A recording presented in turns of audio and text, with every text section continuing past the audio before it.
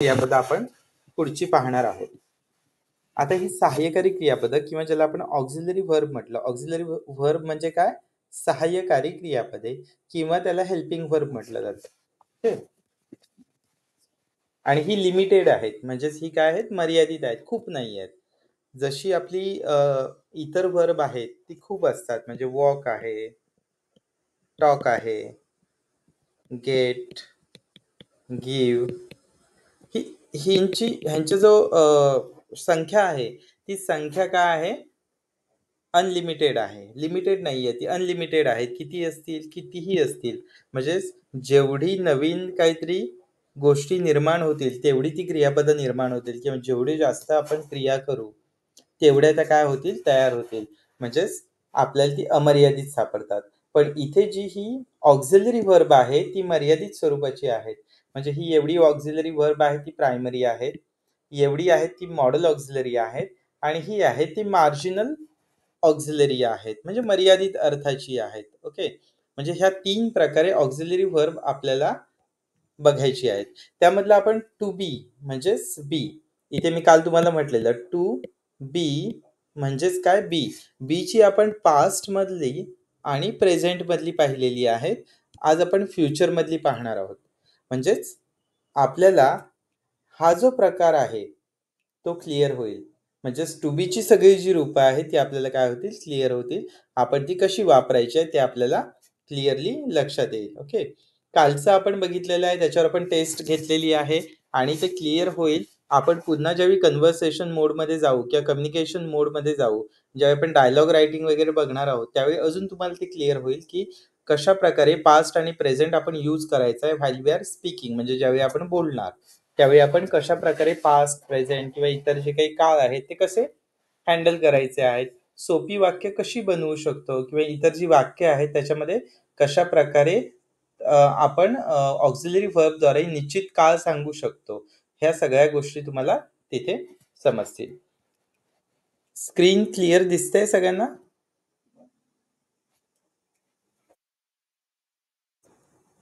मला वाटतं मेसेज काही आहे, स्क्रीन दिसत नाही म्हणून. पण इथे मला विजिबल आहे स्क्रीन. मला वाटतं नेटवर्क प्रॉब्लेम असेल तर स्क्रीन दिसत नसेल, किंवा तुम्ही टॅग करा, म्हणजेच तुम्हाला ती. एक मिनिट, मीच टॅग करतो इथून. येस, टॅग केलेली आहे.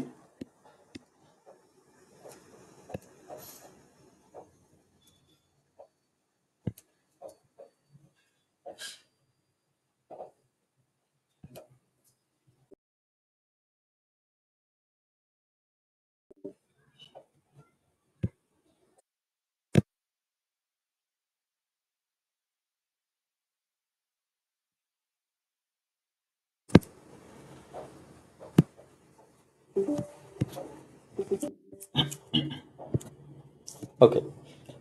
आता आपण जे काल पाहिलं होतं त्याच्या पुढे आपण आज जाणार आहोत. बघा, बी म्हणजे एकाने कोणीतरी प्रश्न विचारला की बी मीन्स व्हॉट. बी म्हणजे असणे. बी म्हणजे असणे. आणि ते असणे या अर्थाची ही सगळी क्रियापद आहेत. कोणती? ॲम, इज, आर, ही वर्तमान काळी आहेत ती. यांचा सगळ्यांचा अर्थ होतो आहे किंवा असणे. आणि वॉज आणि वेअर, ही दोन आहेत, त्यांचा अर्थ आहे होता. होता म्हणजे हा आहे भूतकाळ. ओके. हा आहे वर्तमान काळ, जे आपण पाहिलेलं आहे. इथे इथे लिहिलंय बघा, इथे मेन्शन केलंय. तुमचा जो टेन्स आहे तो मेन्शन केलेला आहे वर, पास्ट अँड प्रेझेंट. इथे मेन्शन केलेलं आहे पास्ट आहे, इथे प्रेझेंट आहे मेन्शन आहे, आणि हा आहे भूतकाळ. ओके, हा भूतकाळ आहे. हे दोन्ही आपण काल पाहिलेले आहेत. बी म्हणजे असणे, म्हणजे ज्या ज्यावेळी आपल्याला आहे किंवा असणे किंवा आय विल बी देअर, मी तिथे असेन, अशा वेळी आपण टू बी ची रूपं वापरतो. जी टू बी ची रूपं इथे तुमच्या समोर आहेत. म्हणजे ॲम, इज, आर वर्तमान काळ, वॉज, वेअर भूतकाळ, त्यानंतर बी हे वापरलं जातं ते भविष्य काळासाठी. आय विल बी देअर वगैरे हे वापरलं जातं. आता एक आहे बीन, हे तुम्हाला इथे दिसत असेल. ते बीन हे पूर्ण अपूर्ण काळामध्ये वापरलं जातं. ते आपण ज्यावेळी काळ बघणार आहोत त्यावेळी आपण बघूया. हे फक्त एक राहून जाईल. ते आपण नंतर बघूया. पण आता तुम्हाला बोलण्यासाठी ते महत्त्वाचं नाहीये. कारण आपण व्हाईल वी आर स्पीकिंग म्हणजे ज्यावेळी आपण बोलतो त्यावेळी बीनचा वापर खूप कमी होतो. पूर्ण अपूर्ण काळ आपण तेवढा वापरत नाही. मराठीमध्ये बोलताना तर अजिबात वापरत नाही. कधीतरी रेअरली आपण तो यूज करतो. म्हणजे खूप दुर्मिळपणे वापरतो आपण. आता आपण बघूया की फ्युचर टेन्स काय आहे. बघा आपण क्रमाने जाऊया. हॅड वगैरे सगळ्याची मी तुम्हाला अर्थ सांगणार आहोत. आपण डायरेक्टली तिथे न जाता आपण एका क्रमाने जाऊया म्हणजे तुमच्या सगळ्या गोष्टी लक्षात येतील. ओके. आता आपण 2 काळ बघितले. आज आपण काय बघूया? भविष्यकाळ. भविष्यकाळ. हा भविष्यकाळ जो आहे किंवा ज्याला आपण काय म्हटलंय? फ्युचर टेन्स म्हटलेला आहे. हा जो फ्युचर टेन्स आहे त्यामध्ये विल आणि बी हे टू बीचं रूप वापरलं जातं. विल बी ह्याचा अर्थ काय आहे? असेन. असेन. आता असेन मध्ये तुम्हाला समजतं की असेन म्हणजे काय आहे. मी उद्या बद्दल बोलतोय म्हणजे एक वाक्य आपण जर इथे घेतलं असं की मी उद्या शाळेत असेन. म्हणजे तुम्हाला कोणी बोलवलं की उद्या तू येशील का? तर तुम्ही काय म्हणता? नाही मी उद्या शाळेत असेन त्यामुळे मी येणार नाही. So me means I will be in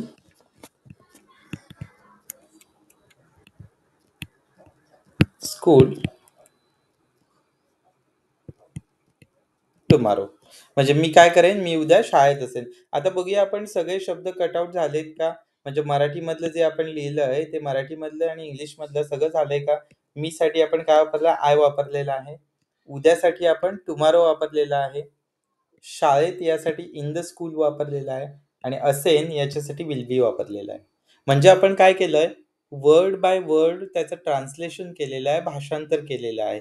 हेच तुम्हाला मराठीतून इंग्रजीमध्ये बोलताना करायचं आहे.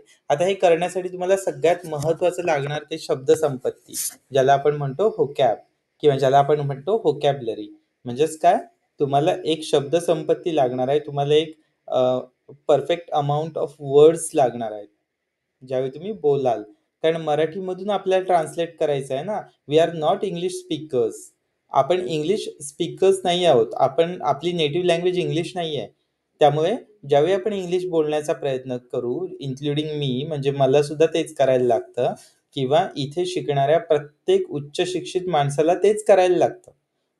जेव्हा ते इंग्लिशमध्ये बोलतात त्यांना मराठीमधून ते ट्रान्सलेट करायला लागतं. कारण आपण कोण आहोत? वी आर मराठी स्पीकर्स किंवा नेटिव्ह लँग्वेज आमची मराठी आहे, हिंदी आहे, तामिळ आहे, उर्दू आहे. त्यामुळे आपल्याला ही फॉरेन लँग्वेज म्हणून शिकायला लागते. त्यामुळे इंग्लिश आपण फॉरेन लँग्वेज म्हणून शिकतो किंवा इंग्लिश एक द लँग्वेज ऑफ कम्युनिकेशन किंवा लँग्वेज ग्लोबल लँग्वेज म्हणून तिला आपण घेतलेलं आहे. म्हणजे जागतिक भाषा म्हणून आपण तिचा अभ्यास करतो. तिचा आपण आपली मुख्य भाषा म्हणून वापर करत नाही. त्यामुळे आपल्याला असंच करायला लागणार आहे की आपल्याला ट्रान्सलेट प्रत्येक वेळी करायला लागणार आहे. आता हे करताना आपल्याला लक्ष द्यायला लागतं की किती शब्द आहेत आणि त्याची रचना कशी आहे. मी पुन्हा रचनेकडे जातोय.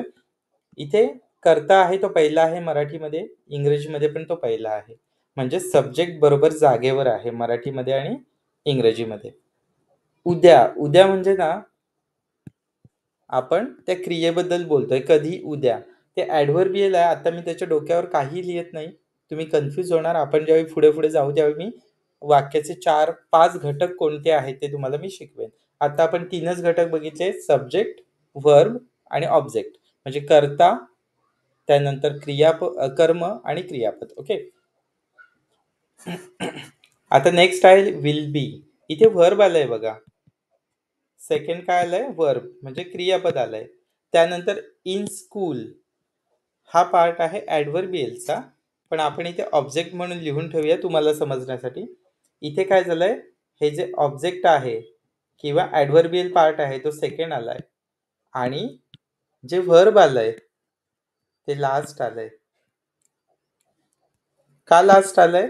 कारण ही रचना आहे मराठीची आणि ही रचना बरोबर आहे मराठीनुसार आणि ही रचना आहे इंग्रजीची आणि इंग्लिशनुसार ही बरोबर आहे. म्हणजे आपल्याला हे करायचं आहे, आपल्याला ही रचना ठेवायची आहे. म्हणजे मी उद्या शाळेत असेन हे वाक्य आपण कसं लिहू? I will be in school tomorrow. म्हणजे मी उद्या शाळेत असेल. आता बाळांनो आपण ना प्रिपोजिशन का शिकलो ते तुम्हाला इथे समजेल बघा. इन स्कूल म्हणजे शाळेच्या आत. Okay, I will be in school tomorrow म्हणजे मी उद्या शाळेत असेन. अशा प्रकारची वाक्य आपण विल बी हे वापरून करू शकतो. ओके.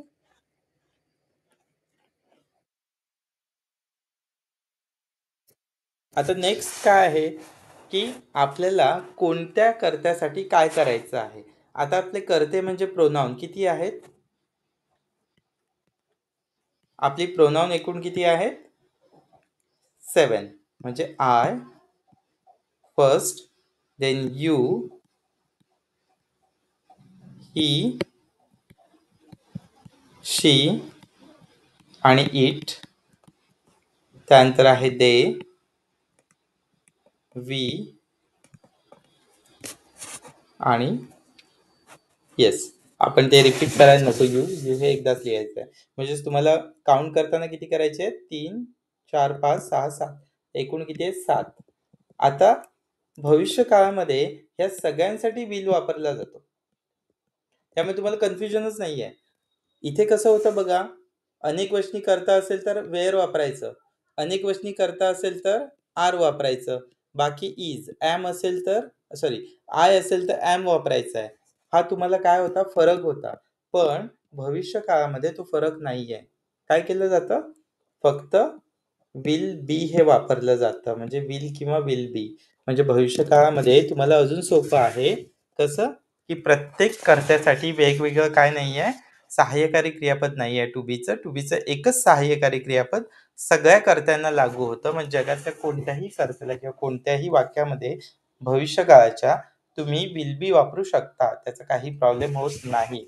आता जुनं एखादं पुस्तक ग्रामरचं तुम्ही काढलात तर आय आणि वी साठी शाल बी वापरलेला दिसेल तुम्हाला. ओके, ते पण बरोबर आहे. कारण जुन्या नियमानुसार शाल बी वापरत होते. कोणत्या कर्त्यासाठी? आय आणि वी असेल तर शाल बी वापरत होते. पण आता नवीन नियमानुसार किंवा आता जे थोडे बदललेले किंवा फ्लेक्झिबल जे रूल्स आहेत ग्रामरचे, म्हणजे जे थोडेसे लवचिक केले आहेत त्यांनी, त्यामध्ये विल बी हे एकच सहाय्यकारी क्रियापद वापरलं जातं. त्यामुळे इथे जेवढी वाक्य भविष्यकाळातली आहेत ती आपण कशाने बनवणार आहोत? विल बी हे क्रियापद वापरून बनवणार आहोत. आता काही वाक्य आपण बनवूया, म्हणजे तुम्हाला लक्षात येईल की वाक्य कशी बनवली जाते. आता विल बीचा अर्थ काय तो आपण इथे लिहूया आणि नंतर वाक्य बनवूया. विल बी याचा मराठी अर्थ आहे असेन. असेन. ओके. आता हे आपण काय सांगू शकतो? आपली स्थिती सांगू शकतो. I will be there. म्हणजे मी तिथे असेन हे आपण सांगू शकतो. त्यानंतर Meena will be at her house किंवा होम लिहूया. ओके. म्हणजे मीना कुठे असेल? तिच्या घरी असेल. म्हणजे ह्या प्रकारची वाक्य आपण ज्यावेळी बोलतो त्यावेळी आपल्याला सरळ कळतं की तो भविष्यकाळ आहे किंवा आपण भविष्यात घडणाऱ्या गोष्टींबद्दल बोलत आहे. हे आपण केव्हा वापरतो हा काळ? समजा कोणी आपल्याला विचारलं की उद्या तू काय करत आहेस? तर आपण सांगतो की आय विल बी म्हणजेच काय? असेन. म्हणजे उद्याबद्दल बोलतोय ना आपण. त्यामुळे I will be there tomorrow. मी उद्या तिथे असेन. I will be remain present tomorrow. मी उद्या उपस्थित असेन. लक्षात आलं? म्हणजे अशी वाक्य बनवताना आपल्याला आय नंतर विल बी वापरायला लागतं. यू नंतर सुद्धा विल बी वापरायला लागतं. ही, शी, इट, दे कोणताही कर्ता असेल तरी आपल्याला विल बी वापरायला लागतं. बाळांनो हे कर्ता म्हणजे काय ते आधी समजून घ्या व्यवस्थित. म्हणजे तुम्हाला तो प्रॉब्लेम राहायला नको. हे आपण जे एवढे बघितलेले आहेत 7 हे जे 7 प्रकार आहेत I, you, he, she, it, they आणि वी. हे जे 7 प्रकार आहेत ते प्रकार आहेत प्रोनाउनचे म्हणजे सर्वनाम. मराठीमध्ये त्याला म्हटलं जातं सर्वनाम. हे कोणाबद्दल येतं? नामाबद्दल येतं. नामाबद्दल येतं म्हणजे काय? नाम पुन्हा पुन्हा वापरायला लागू नये. म्हणजे रमेश, सुरेश, मोहन, निकिता ही नावं पुन्हा पुन्हा येऊ नयेत म्हणून आपण जेवढे पुरुष आहेत त्यांना ही मध्ये समाविष्ट केलं आणि जेवढ्या स्त्रिया आहेत त्यांना शी मध्ये समाविष्ट केलं आणि या दोघांव्यतिरिक्त जगात जेवढ्या गोष्टी आहेत तेवढ्या गोष्टी आपण इट मध्ये टाकल्या. आणि त्यानंतर हे दे आहे, वी आहे आणि यू आहे ही जी आहेत प्रोनाउन ही आपण प्रोनाउन यामधूनच बॉरो केली, यामधूनच बाहेर काढलेली आहेत.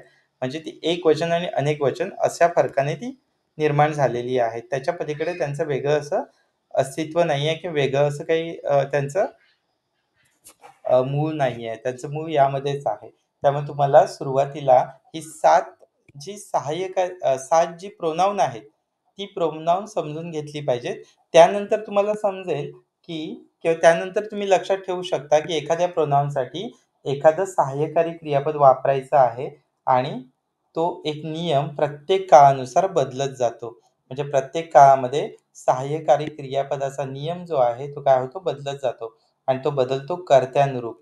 त्याला सब्जेक्ट व्हर्ब ॲग्रीमेंट असेही म्हणतात. म्हणजे सब्जेक्ट व्हर्ब ॲग्रीमेंट कशाला म्हणतात ते आपण आता थोडंसं बघूया. आता सब्जेक्ट व्हर्ब ॲग्रीमेंट म्हणजे काय ते आधी समजून घेऊया म्हणजे तुम्हाला कळेल की आपण बोलताना नेमकं काय करायचं आहे आणि कसं ते फॉलो करायचं आहे. आता ॲग्रीमेंट म्हणजे काय? करार. सब्जेक्ट, व्हर्ब आणि ऑब्जेक्ट असे 3 घटक वाक्यामध्ये असतात. सब्जेक्ट म्हणजे कर्ता म्हणजे वाक्य किंवा क्रिया कोण घडवतोय? व्हर्ब म्हणजे क्रियापद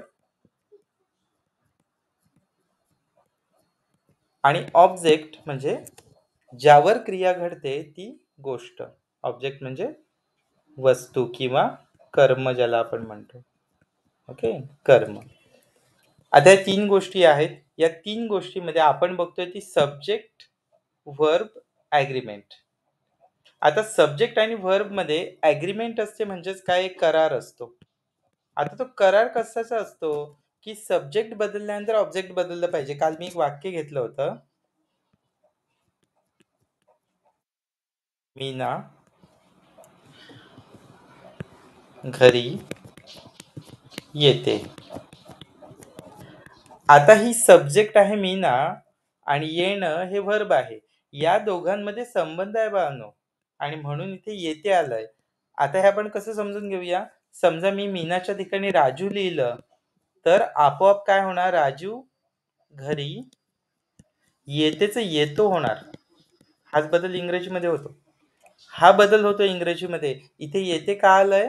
कारण ती एक स्त्री आहे. आणि इथे येतो का आलंय? कारण तो एक पुरुष आहे. ह्यालाच म्हणतो आपण सब्जेक्ट व्हर्ब ॲग्रीमेंट. म्हणजे सब्जेक्ट आणि व्हर्ब ॲग्रीमेंट म्हणजे काय?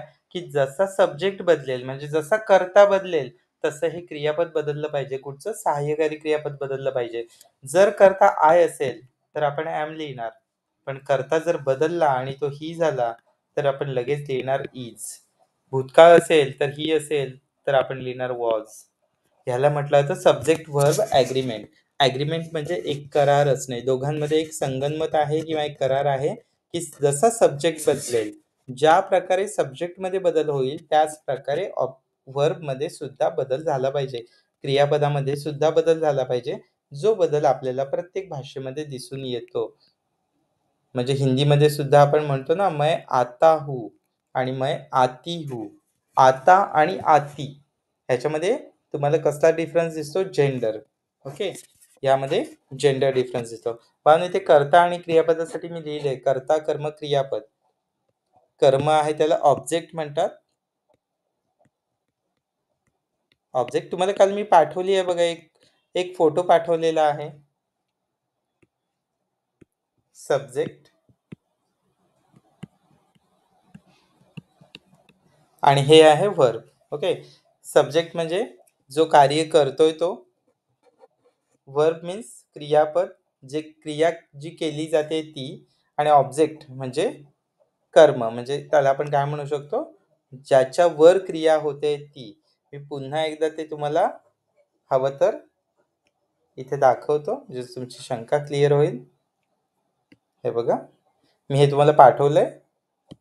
हा सब्जेक्ट आहे, हे व्हर्ब आहे आणि हा ऑब्जेक्ट आहे. हा सब्जेक्ट आहे जो घडवतोय. काय घडवतोय? खाण्याची क्रिया घडवतोय. खाण्याची क्रिया कशावर घडते? पिझ्झावर घडते, म्हणजे ते ऑब्जेक्ट आहे. सब्जेक्ट म्हणजे जो क्रिया घडवतोय, व्हर्ब म्हणजे जी क्रिया आहे ती, आणि ऑब्जेक्ट म्हणजे ज्याच्यावर क्रिया घडते. मुलगा आहे जो खाण्याची क्रिया घडवतोय, आणि खाण्याची क्रिया घडते ती गोष्ट आहे पिझ्झा. ओके, पिझ्झावर खाण्याची क्रिया घडते आहे. म्हणजे अशा प्रकारे काय होतं, ही क्रिया घडताना आपल्याला दिसते. त्यामुळे याला म्हणतात आपण सब्जेक्ट आणि व्हर्ब ॲग्रीमेंट असं म्हटलं जातं. ओके, म्हणजे सब्जेक्ट व्हर्ब ॲग्रीमेंट हे का म्हटलं जातं, तर ह्या दोघांमध्ये ठरलेलं असतं की कशा प्रकारे बदल होणार आहेत. म्हणजे कर्ता जर बदलला तर व्हर्बमध्ये, क्रियापदामध्ये काय बदल होणार हे आधीपासून निश्चित असतं, किंवा तसा एक रूल, एक नियम तिथे लिहिलेला असतो. म्हणजेच ग्रॅमॅटिकल रूल बुकमध्ये किंवा ग्रामरचा रूल बुकमध्ये तसा नियम नोंद केलेला असतो, किंवा तो आहे. हे असतो म्हणण्यापेक्षा आहे. त्यामुळे आपल्याला तो फॉलो केला पाहिजे. आता आपण बघितलंय पास्ट, प्रेझेंट आणि फ्युचर. मी पुन्हा एकदा रिपीट करतोय सगळ्यांसाठी. Past, present and future. पास्टमध्ये, प्रेझेंटमध्ये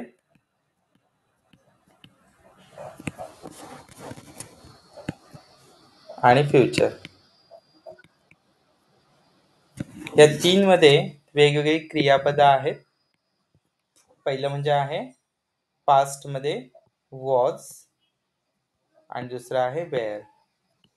वॉज हे सिंग्युलर आहे, त्यामध्ये सगळ्या एकवचनी कर्त्यांसाठी वापरलं जातं. आय, ही, शी आणि इट साठी वापरलं जातं. त्यानंतर वेअर हे अनेकवचनी काय आहे? सहाय्यकारी क्रियापद आहे, जे आपण वापरतो दे, त्यानंतर वी आणि यू साठी. हे इथे मेन्शन केलेलं आहे तुम्हाला, पण मी थोडीशी आपली जी एक लाईन झालेली आहे बी ची, त्याची मी काय होतं रिव्हिजन घेतो. प्रेझेंटमध्ये आपल्याला तीन आहेत ॲम, जे फक्त आय या प्रोनाउन बद्दल लिहितात किंवा बरोबर लिहिलं जातं.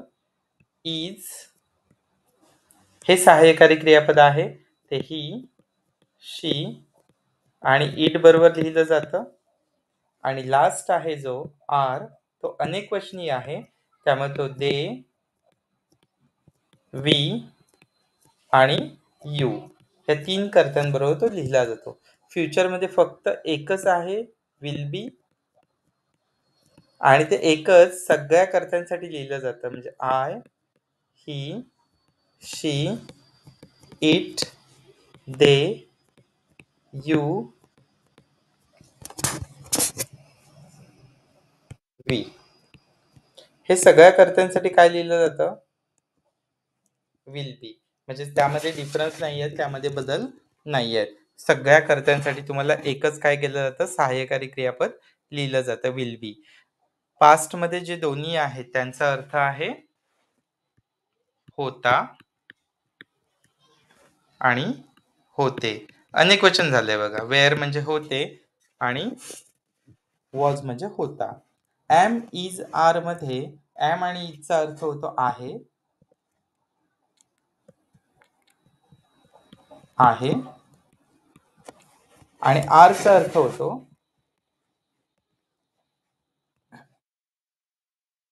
आहेत, आहेत. तसंच इथे फ्युचरमध्ये विल बीचा अर्थ होतो असेल किंवा असतील. म्हणजे अनेक वचन असेल तर आपण मराठीमध्ये असतील असं म्हणतो.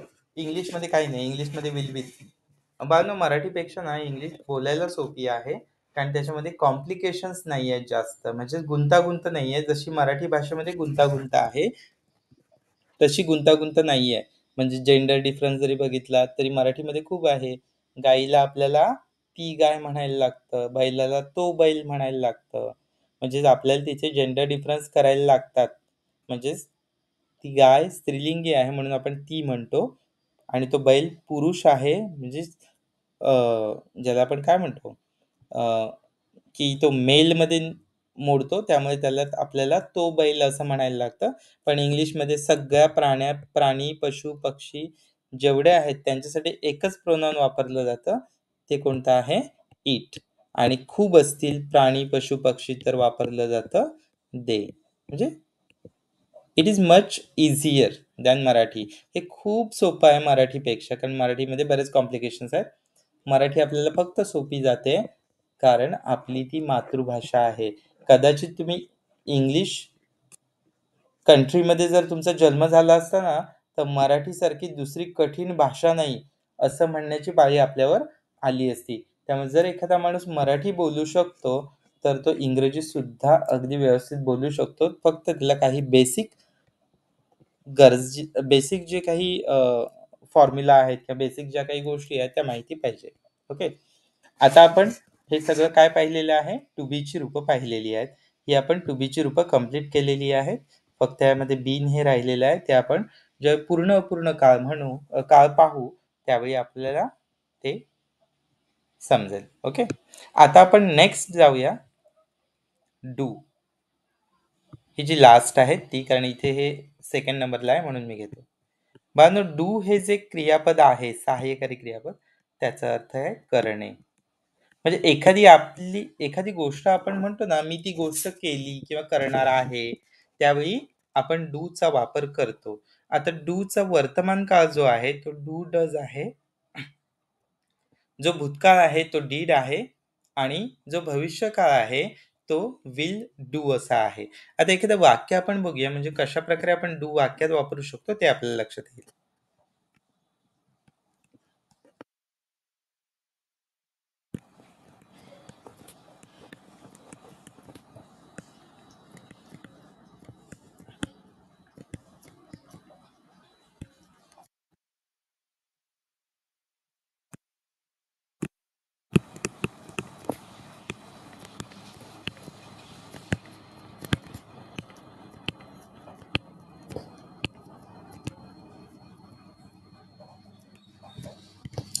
I will do that work tomorrow.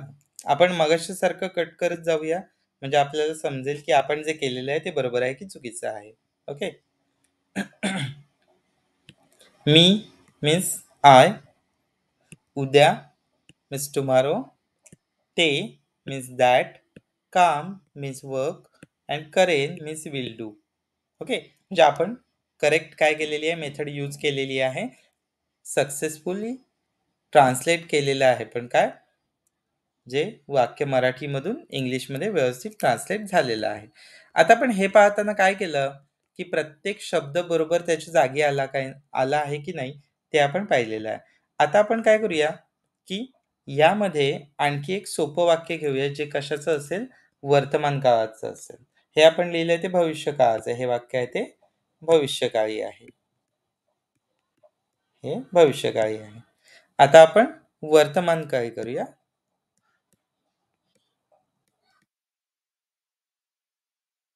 आता वर्तमान काळामध्ये काय बदल होतो नेमका बघा. डू किंवा डज हा दोन प्रकार. डज कोणासाठी वापरला जातो? करता ही शी इट असेल तरच डज वापरला जातो. नाहीतर बाकी सगळीकडे डू चा वापर केला जातो वर्तमान काळामध्ये. ओके.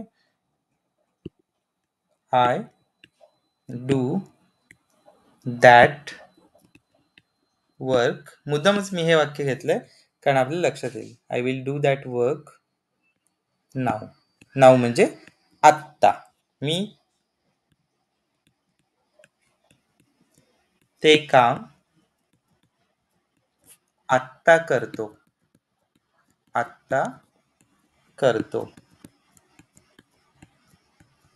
म्हणजेच काय होतंय की मी ते काम मी मीन्स आय आपण पुन्हा तीच हे करूया. मी आय डू म्हणजे करतो. दॅट म्हणजे ते वर्क काम नाऊ आत्ता. म्हणजे इथे आपण काय केलं व्यवस्थित ट्रान्सलेट केलेलं आहे. आता अशा प्रकारे जेव्हा आपण करतो त्यावेळी काय होतं की डू अर्थ हा करणे असा होतो. हे झालं काय वर्तमान काळ. भविष्य काळ झालाय, वर्तमान काळ झालाय. आता आपण भूतकाळ बघूया. भूतकाळामध्ये काय केलं? हा, इथे समजा कर्ता ही असेल, ही, तर डज येणार. ही डज दॅट वर्क नाव. तो आत्ता ते काम करतो. मग इथे मीरा जर आली तर काय होणार?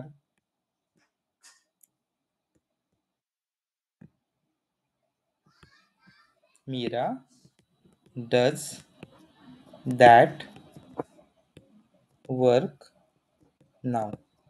हे असं का झालं? मीरा आल्यानंतर सुद्धा काय झालं? आपण डज का वापरलं? तर ही, शी, इटचा नियम त्याला लागू होतो. नियम कोणता लागू होतो? ही, त्यानंतर शी आणि इट, हे तीन जे कर्ते आहेत, ही तीन जी प्रोनाउन आहेत, त्यांच्यासाठी साध्या वर्तमान काळामध्ये डूचं डज हे रूप वापरलं जातं. ओके, आणि बाकी सगळीकडे डू वापरलं जातं. फक्त लक्षात कुठे ठेवायचं? वर्तमान काळामध्ये समजा कर्ता ही, शी, इट असेल, म्हणजे कोणताही कर्ता म्हणजे जो क्रिया घडवणारा आहे तो ही, शी किंवा इट असेल, तर त्यावेळी डू न वापरता डज वापरणार आपण, जिथे आपण इथे वापरलेला. हा बदल फक्त बाळांनो तुम्हाला व्यवस्थित लक्षात ठेवायला लागेल डूचा, कारण पुढे जेवढी वाक्य तुम्ही सोडवाल, आपण साधे साधे प्रश्न जे करतो ना बाळांनो, डू, डज आणि डीडने करतो. आपण वाक्याचे 3 प्रकार बघणार आहोत याच्यानंतर. हे संपल्यानंतर आपण वाक्याचे 3 प्रकार बघणार आहोत. मग ते 3 प्रकार ज्यावेळी आपण बघू ना, त्यावेळी तुम्हाला समजेल की डज हा किती महत्वाचा आहे, डू हा किती महत्वाचा आहे आणि डीड हा किती महत्वाचा आहे. एखादा प्रश्न बनवण्यासाठी सगळ्यात महत्वाचे हे काय आहेत? ऑक्झिलरी आहेत. ऑक्झिलरी पाहिजेच, नाहीतर प्रश्न बनवताच येणार नाही.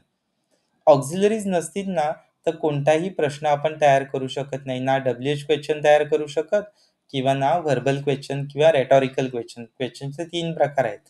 व्हर्बल म्हणजेच तोंडी, दुसरा आहे WH म्हणजे विस्तारित प्रश्न, आणि तिसरा आणि शेवटचा आहे रेटॉरिकल क्वेश्चन. रेटॉरिकल क्वेश्चन मीन्स अलंकारिक प्रश्न.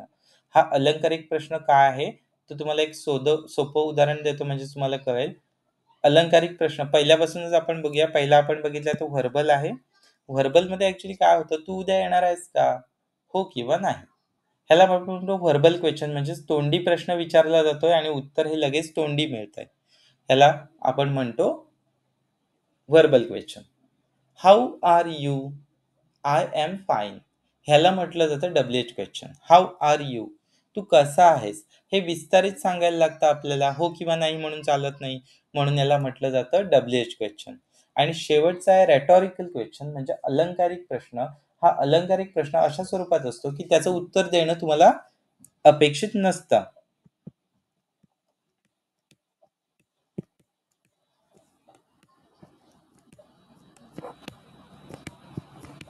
हा एक प्रश्न आहे बघा. Have you gone mad? वेडा झालायस का? मराठीमध्ये या प्रश्नाचं रूपांतरण काय? वेडा आहेस का? आता हे वेडा झाला आहेस का याचं उत्तर आपण देत नाही कधी, हो, नाही. आपल्याला समजते की आपण काहीतरी चुकीचं वागलेलो आहोत, म्हणून असा प्रश्न समोरच्याने उपस्थित केलेला आहे. ओके, म्हणजेच आपण याला म्हणतो अलंकारिक प्रश्न, म्हणजे खोचकपणे विचारलेला प्रश्न किंवा खिल्ली उडवण्यासाठी विचारलेला प्रश्न, असा त्याचा प्रकार होतो. आता आपण जे बघितले ते बघा. डू चे आपण 2 प्रकार पाहिलेत. पहिला आहे भविष्यकाळ आणि दुसरा आहे वर्तमान काळ. म्हणजे मी मध्ये एक लाईन खेचतो म्हणजे तुम्हाला ते लक्षात येईल. आणि आपण आता थर्ड पाहणार आहोत, तो म्हणजे पास्ट आहे, म्हणजेच भूतकाळ. थर्ड आहे तो पास्ट आहे, भूतकाळ आहे. या भूतकाळामध्ये नेमकं काय होतं की भूतकाळ जो आहे त्याच्यामध्ये डीडचा वापर केला जातो. आणि भूतकाळ थोडा सोपा पण आहे, कारण एकच क्रियापद वापरलं, डीड. डीड म्हणजे केले. डीड म्हणजे केले, म्हणजेच ती क्रिया घडून गेलेली आहे. Okay, I did my homework. म्हणजे मी माझा अभ्यास पूर्ण केलेला आहे. मी माझा अभ्यास पूर्ण केला. डीड म्हणजे केला, म्हणजेच ते भूतकाळ झाला. ओके, आता याच्यामध्ये कर्ता कोणता आहे, काय याचा फरक पडत नाही. कोणताही कर्ता असू दे जगातला, सगळ्यांना काय वापरलं जातं? डीड हे प्रोनाउन सॉरी डीड हे सहाय्यकारी क्रियापद वापरलं जातं. असं काही नाही की कोणता कर्ता असेल. कर्ता फक्त इथेच लक्षात ठेवायचा आहे तुम्हाला. कुठे? जिथे तुम्हाला काय येईल? ही, शी आणि इट येईल, तिथेच फक्त तुम्हाला कर्ता लक्षात ठेवायचा आहे आणि तो कुठे आहे? वर्तमान काळामध्ये. वर्तमान काळामध्येच फक्त तुम्हाला लक्षात ठेवायला लागतं की कर्ता ही आहे, शी आहे आणि इट आहे. त्यामुळे काय करायचं आहे? आपल्याला इथे डज वापरायचा आहे. ओके. बाकीच्या ठिकाणी डू वापरायचा आहे. म्हणजे आपल्याला हे 3 भाग समजले पाहिजेत की वर्तमान काळ, भूतकाळ आणि भविष्यकाळ या तिघांमध्ये कोणत्या प्रकारचं डिफरन्स आहे किंवा कोणत्या प्रकारचं अंतर आहे, आपल्याला ते ओळखून त्याप्रमाणे ही सहाय्यकारी क्रियापदं वापरली पाहिजेत. ओके. तुम्ही ज्यावेळी क्लासला जॉइन होता ना, त्यावेळी सपोज तुम्हाला हे पाहिजे असेल, मी तुम्हाला व्हिडिओ पाठवून देईन नंतर. पण तुम्हाला पाहिजे असेल तर तुमच्या मोबाईलला ज्यावेळी ते इम्पॉर्टंट तुम्हाला काही वाटतं, त्यावेळी तुम्ही स्वतः स्क्रीनशॉट करून घेऊ शकता. हे स्क्रीनशॉट सगळे मी टाकायला गेलो तर टीचिंगच्या दरम्यान माझ्या ते लक्षात नाही राहत. तुम्हाला व्हिडिओमध्ये सुद्धा ते दिसतील, त्यावेळी पण तुम्ही स्क्रीनशॉट घेऊ शकता. ॲक्च्युअली लॅपटॉपवर असल्यामुळे पुन्हा मला स्क्रीनशॉट घेणं हे थोडंसं कठीण होतं. पण तुम्ही ते स्क्रीनशॉट घेऊ शकता. पुन्हा ते व्हिडिओ पाहताना किंवा तुम्ही आत्ता तुम्ही जे पाहताय ना क्लास, त्यावेळी पण तुम्ही तुमच्या मोबाईलला स्क्रीनशॉट घेऊ शकता. म्हणजे डूची 3 रूपं तुम्हाला समजलेली आहे. मी पुन्हा एकदा क्लिअर करतो. इथे 3 भाग करतो मी, म्हणजेच तुम्हाला ते क्लिअरली दिसेल.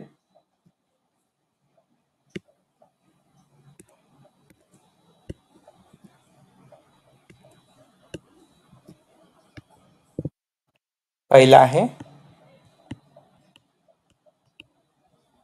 प्रेझेंट म्हणजेच वर्तमान काळ. दुसरा घेऊया आपण पास्ट म्हणजेच भूतकाळ. पूर्ण लिहित नाहीये मी. वर्तमान काळ, भूतकाळ आणि तिसरा आहे फ्युचर म्हणजेच काय? भविष्यकाळ. म्हणजे हे तिन्ही काळ आपण इथे घेतलेत.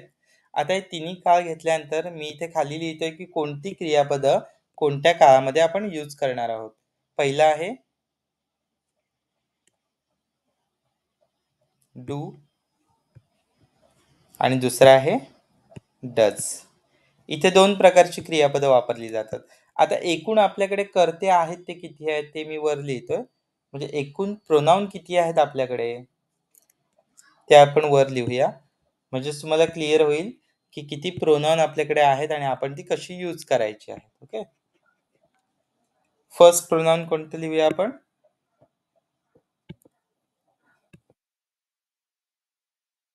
आय. त्यानंतर सेकंड काय आहे? ही, शी, इट, दे, यू आणि वी. आपल्याकडे एवढी प्रोनाउन आहेत आणि एवढी प्रोनाउन आपल्याला लागतात. ज्यावेळी आपण बोलतो किंवा ज्यावेळी आपल्याला कोणाला काहीतरी सांगायचं असतं, त्यावेळी आपण एवढी क्रियापदं वापरतो. ओके. आता आय हे जे क्रियापद आहे ते आपण कुठे वापरणार? I do, we do, they do, you do. म्हणजे किती झाली? 4 आपण इथे वापरली आहेत. आणि ही, शी आणि इट ही जी 3 आहेत ती डज साठी वापरली जातात. ही, शी, इट, डज. ओके. हे तुम्हाला लक्षात राहील. आता पास्ट मध्ये आपण डीड वापरतो सगळ्या क्रियापदांसाठी. म्हणजे जेवढी काही क्रियापदं आहेत यामध्ये कोणती कोणती राहिली आहेत? सगळीच आहेत. राहिली आहेत म्हणण्यापेक्षा सगळीच आहेत. I, he, she, it, they, you आणि वी. ही सगळी जी सहाय्यकारी सगळी जी प्रोनाउन आहेत ही सगळी प्रोनाउन कशासाठी वापरलेली आहेत? डीड. ह्या सगळ्या प्रोनाउनसाठी डीड वापरलेला आहे आपण. त्यामुळे त्यामध्ये दुसरा कोणत्याही प्रकारचा बदल नाही आहे. नेक्स्ट आपला आहे तो भविष्यकाळ आहे. आता भविष्यकाळामध्ये आपण काय केलंय की डूचं कोणतं रूप वापरलंय?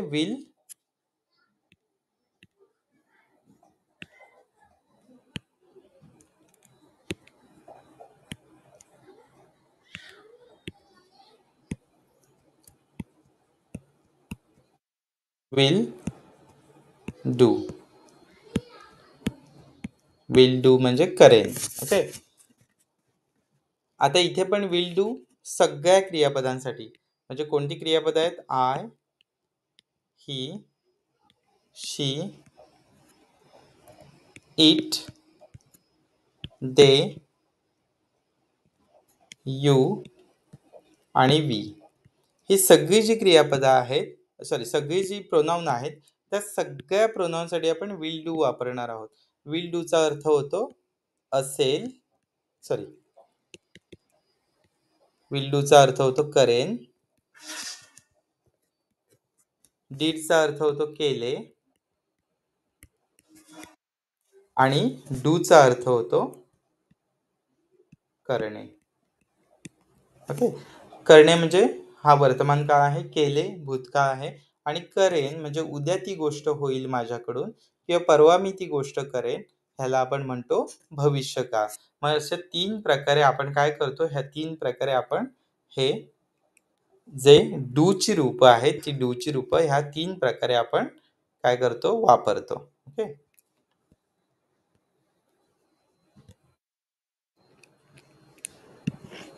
आता त्यानंतर नेक्स्ट आपण काय बघणार आहोत, की ही जी रूपं आहेत ती वापरलेली.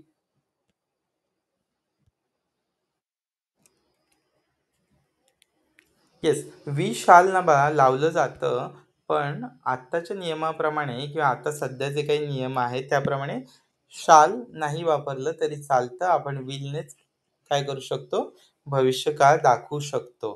त्यामुळे शाल हे थोडंसं आउटडेटेड आहे किंवा शाल हे आत्ता तेवढंसं यूज केलं जात नाही. हे डायनॅमिक आहे.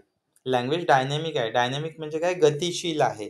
जसं आपण पूर्वीच्या काळी ना किंवा जुनी जी भाषातज्ञ आहेत त्यामध्ये काही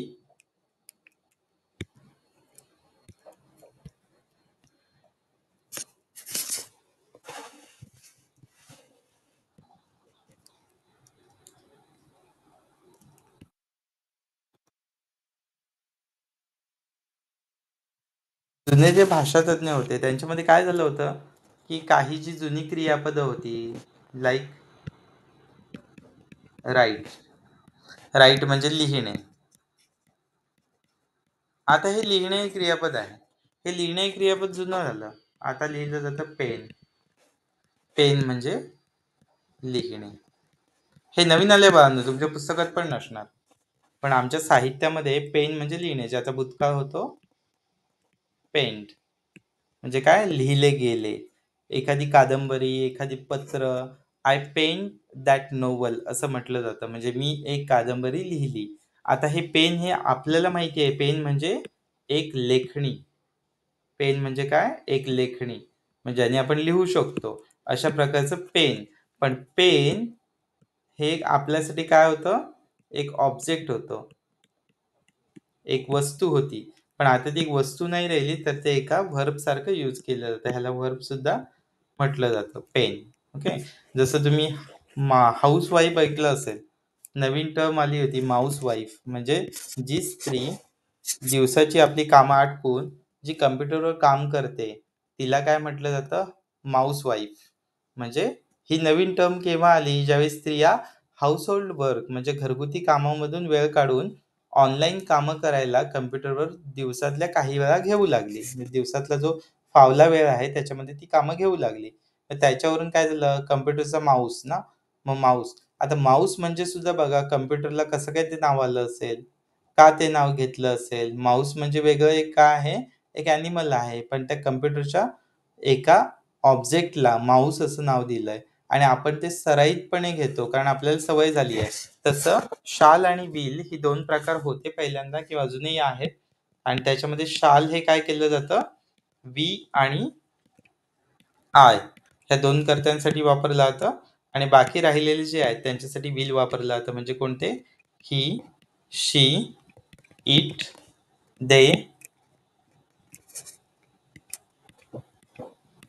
आणि यू.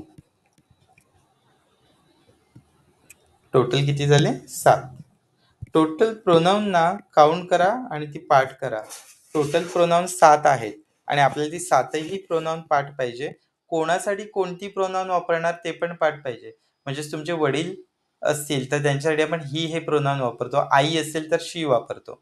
तुमच्या दरवाजात जो कुत्रा बांधलेला आहे, तुमच्या घरात जी मांजर फिरत आहे, तिच्यासाठी आपण इट वापरणार. तुमच्या घरात तुमच्याशिवाय म्हणजे माणसांशिवाय जेवढ्या गोष्टी अस्तित्वात आहे, त्या सगळ्या गोष्टींना आपण काय म्हणणार? इट. कारण त्या सगळ्या गोष्टी इटमध्ये येतात. लक्षात आलं? त्यांना आपण इट म्हणून संबोधणार किंवा त्यांना आपण इट म्हणून प्रोनाउन वापरणार. म्हणजे हे तुम्हाला ज्यावेळी पाठ होईल किंवा हे ज्यावेळी तुम्हाला एक सवयीचं होईल, त्यावेळी तुम्ही व्यवस्थित बोलू शकता आणि पटापट तुम्ही वाक्य तयार करू शकता. तोपर्यंत तुम्हाला ते पाठ करायलाच लागणार आहे. आता आपण पाहिलंय, हा जो पार्ट आहे तो आपण क्लिअर केलाय आज. कोणता? हा जो वरचा पार्ट आहे तो आपण टोटल क्लिअर केलाय. आता पुन्हा एकदा तो पार्ट आहे तो आपण बघूया, म्हणजेच तुम्हाला ती वाक्य बघूया आपण, म्हणजे तुम्हाला ते अजून थोडंसं क्लिअर होईल. बा डीड म्हणजे करणे.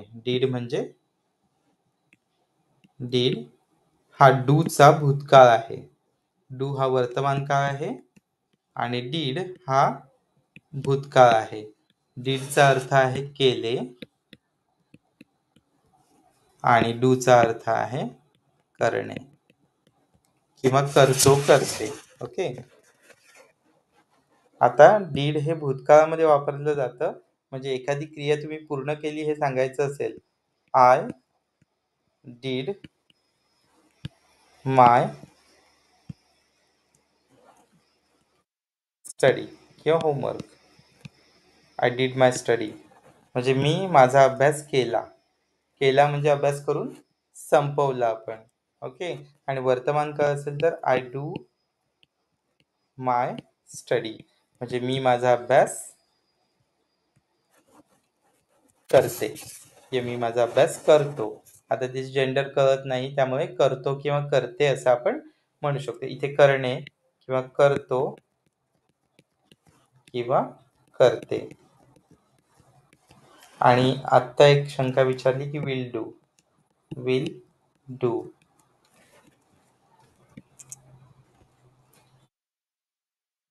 विल डू चं मीनिंग आहे भविष्यकाळ आहे हा, आणि याचं मीनिंग आहे करेन. करेन याचं मीनिंग आहे करेन. म्हणजे एखादी गोष्ट माझ्याकडून होईल किंवा एखादी गोष्ट मी करेन, भविष्यकाळ आहे हा. म्हणजे मी उद्या करेन, परवा करेन. ओके.